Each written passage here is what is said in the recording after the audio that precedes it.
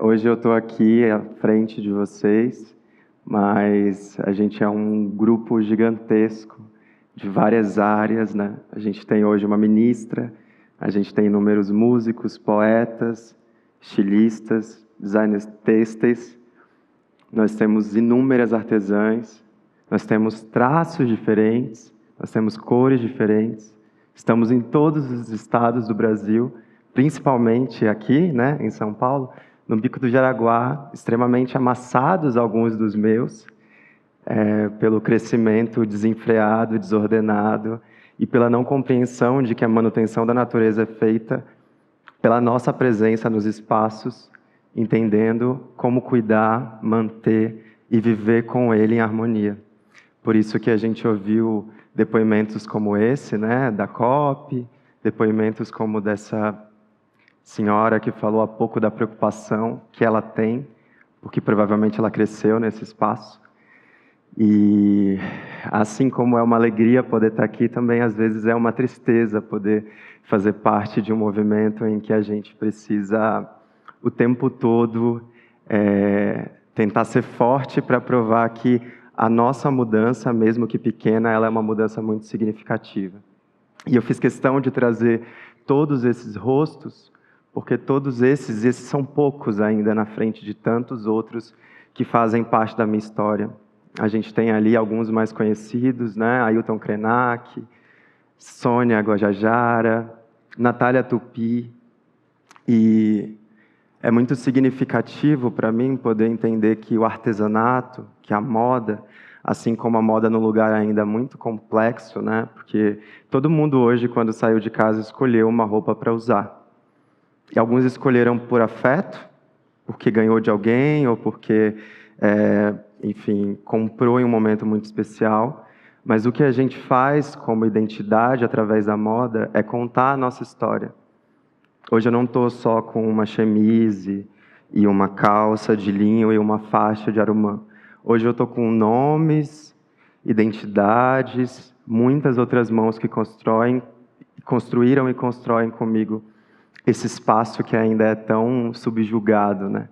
A gente fala de moda como fútil e a gente tem um mercado que entende a importância da moda colaborativa, regenerativa, transformadora, respeitosa e que faz com que outras pessoas possam ser vistas ou enxergadas com o valor que elas realmente têm, porque o fazer manual é uma habilidade que não é qualquer pessoa que consegue desenvolver.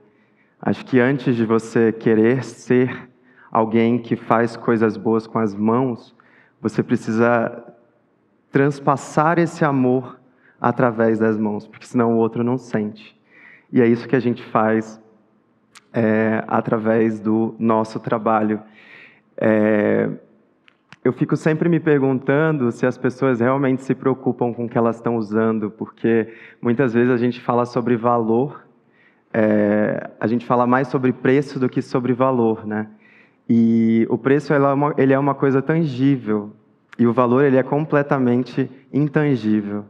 Eu posso dizer que a minha avó que costurava, que inspirou minha tia, que inspirou outras mulheres, esse é o valor intangível. O valor intangível ele está em toda a construção que fez com que o meu olhar entendesse que era importante ser um agente transformador nesse espaço.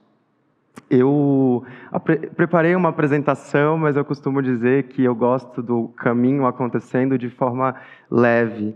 E quando eu cheguei no meio agora desse círculo vermelho, eu lembrei de uma conversa que eu tive com Ailton Krenak, que é uma inspiração na minha vida de trabalho, que é uma pessoa que luta por um rio, né, que foi completamente devastado pela ganância e pela necessidade que as pessoas têm de achar que elas podem deter a natureza e que essa natureza em algum momento vai se regenerar, porque às vezes ela sofre tanto que ela não consegue mais encontrar o caminho de volta.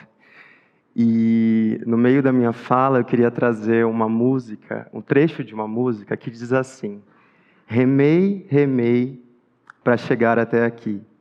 Cheguei, vou contar minha alegria. Essa música é do grupo Raízes Cabocla, que é um grupo amazonense, e que fala da Amazônia como uma Amazônia viva, de pé, do jeito que eu conheci, do jeito que os meus parentes vivem e da forma que a gente entende a importância da Amazônia viva. Falar sobre moda no lugar regenerativo é poder trazer rostos,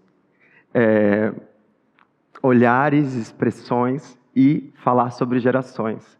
Aqui nessa foto a gente tem todas essas pessoas, a gente tem a Carolina, a Janaína, o Fileto e a vovó Lucinda. A vovó Lucinda é a matriarca da família e foi ela quem ensinou todos a tecer com a fibra de tucum. Não só tecer, mas a respeitar o tempo que essa planta precisa para ser colhida e ser transformada numa peça como essa.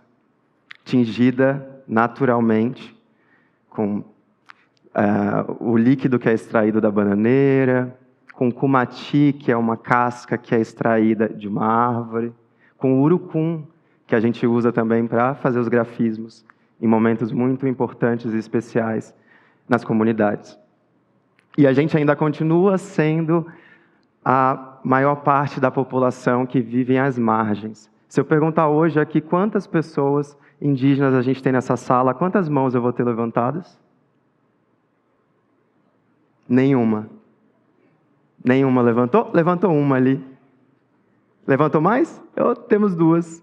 Que bom, porque eu já estive em lugares onde eu era a única pessoa que levantaria as mãos.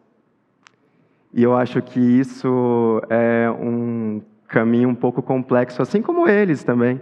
Tem muita gente que vai para São Gabriel da Cachoeira, que é um município tríplice fronteira no Amazonas, que conecta o trabalho deles, mas não apresenta a eles.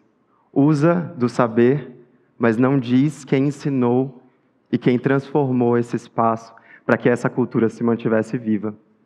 São muitos caminhos até a gente entender que a moda ainda continua sendo um lugar excludente. Não só a moda, mas a educação, né? Porque a gente fala sobre o pertencimento de pessoas pretas e indígenas nas universidades só através de cotas, na grande maioria.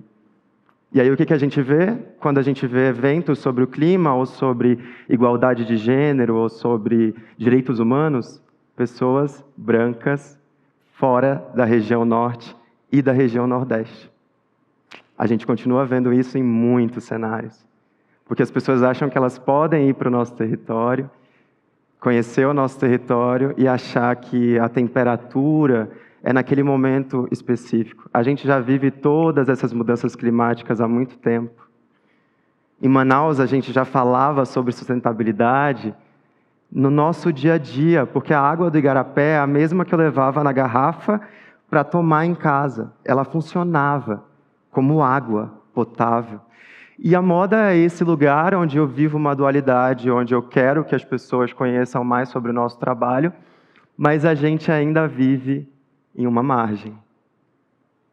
Quanto mais tempo a gente vai precisar se sentir margem nos lugares? Quantos momentos a gente ainda vai precisar viver de catástrofes, de mudanças climáticas ou de qualquer outra situação, do próprio genocídio que a gente viveu no governo passado?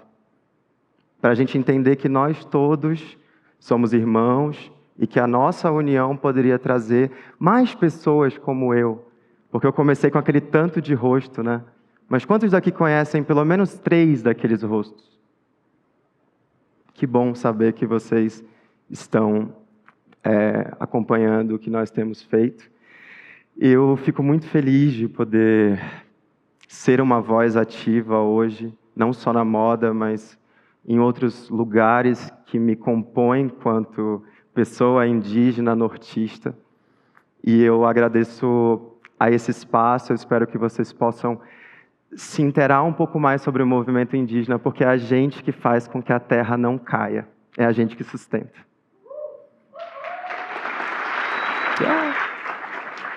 Obrigado.